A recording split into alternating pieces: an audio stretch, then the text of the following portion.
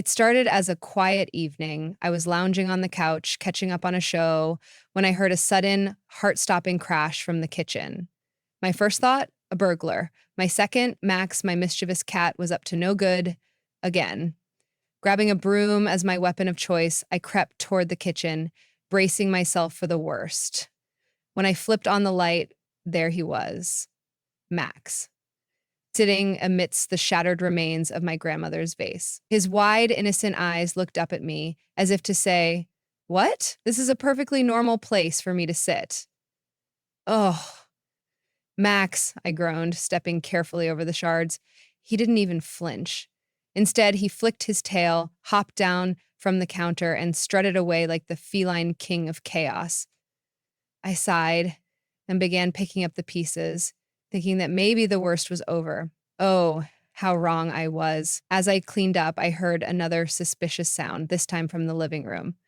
I rushed in, only to find Max perched in my chair. "Max, what are you doing?" I shouted. He froze mid-swipe and turned to look at me with his signature innocent expression. Then, as if mocking me, he casually said, "Oh no." The grand finale was just around the corner. While I was on my hands and knees cleaning up the dirt, I noticed him out of the corner of my eye. Max had climbed into another plant pot in the corner of the room. "Max!" I yelled, scrambling to stop him. He hopped out, completely unbothered, and casually walked away. Meanwhile, I was left staring at the ruined plant, wondering what I'd done in a past life to deserve this. By the time I was finished cleaning, the house looked like it had been hit by a small hurricane. There was shattered porcelain in the kitchen, dirt on the floors, and two traumatized plants. And where was Max? Curled up on the couch, purring contentedly like an angel who'd never caused a moment of trouble. From that night on, I started calling him Bandit. It was fitting. After all, he wasn't just a cat. He was a professional chaos creator, a tiny criminal mastermind. My oldest son, it's not even close. I loved gardening, but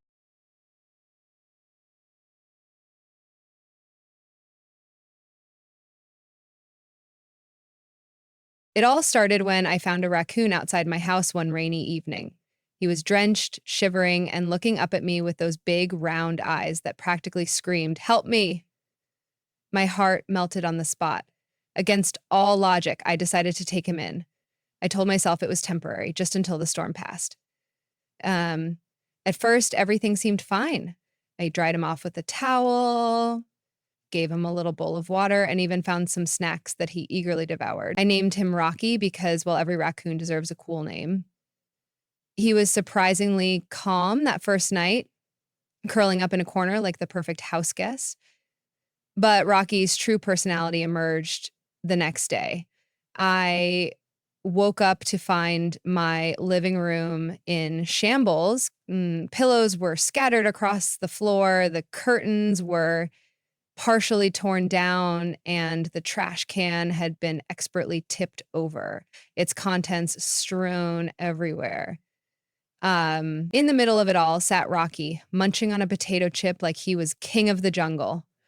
"Rocky!" I shouted, staring at the mess. He looked up, completely unfazed, as if to say, "What's the big deal?" This is how I decorate. Things only escalated from there. While I tried to clean up the living room, Rocky discovered my kitchen. I heard the sound of pots and pans clanging, followed by the unmistakable crash of glass breaking. I ran in to find him perched on the counter, happily chewing on a loaf of bread he'd somehow managed to pull out of the cabinet. Flour was everywhere, and the shattered remains of a jar of pickles lay at his feet. I tried to shoo him away, but he just scurried to the top of the fridge where he sat, glaring at me like I was the intruder. The next disaster happened in the bathroom. I foolishly left the door open, and Rocky seized the opportunity. By the time I realized where he was, it was too late. He'd unrolled an entire roll of toilet paper, turned over the trash bin, and managed to get his paws on a bottle of shampoo, which he knocked into the sink.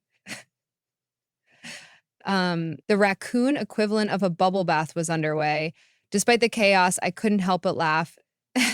Every time I looked at him, his little bandit mask made it impossible to stay mad. It was as if he knew he was adorable enough to get away with anything, and he did. By the third day, I realized I was in over my head. Rocky wasn't a temporary guest, he was a full blown force of nature. I knew it was time to find him a better home, one where he could live happily without destroying everything in sight. I called a local wildlife rescue and they came to pick him up. As they loaded him into the carrier, he gave me one last look, part indignant, part mischievous. It was as if he was saying, "You'll miss me." And honestly, he was right. My house might have been cleaner without him, but it was a lot quieter too. Rocky left behind a trail of destruction and some of the funniest memories I've ever had.